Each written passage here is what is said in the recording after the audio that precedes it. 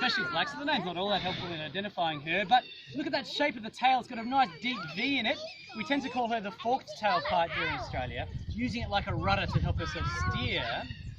But this may well be the world's most successful raptor, found in the most numbers of birds in the biggest number of countries around the planet.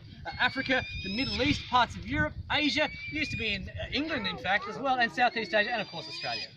And if you're going to be found in so many different countries, so many different types of terrain, you've got to be pretty good at getting a feed wherever the opportunity presents itself. So she first and foremost is a scavenger or an opportunist.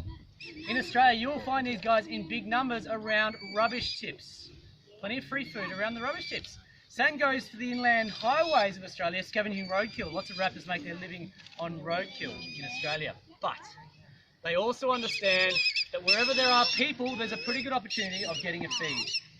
So you will find them following farmers as they're ploughing their fields, drifting around, catching food that has been disturbed by the action of that tractor. Lots of insects coming around, grabbing with the feet, grabbing with the feet. But did you notice she ate while she was flying then? Eating on the wing. Let's have another look at it. Up she goes, grabs it, takes it, transfers it to the beak and eats while she's flying, eating on the wing.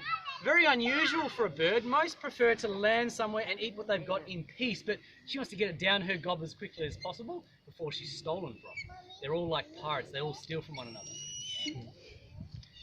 You'll also find these guys around popular picnic areas.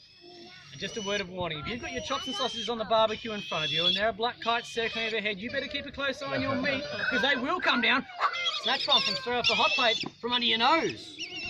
Let's see if we can ask her to demonstrate that snatching behaviour. Alright, darling, I need you up in the air. So whenever you're ready, okay, I'm going to throw a sausage out onto the ground. Hopefully she's going to come through. I don't think she saw that, but she might see it. Here she comes. No, oh, she might see it. She might come around on the second pass.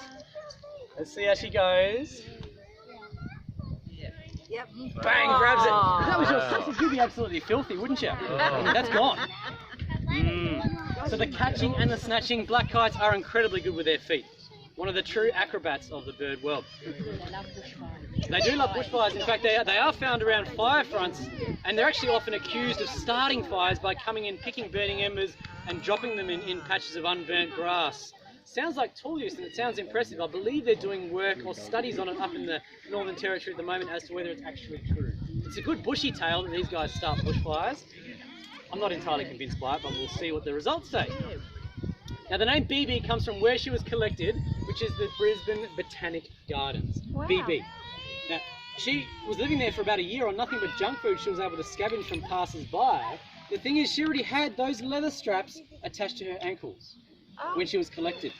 Now they're called jessers, and then what falconers use to handle their birds. So she was someone else's working bird.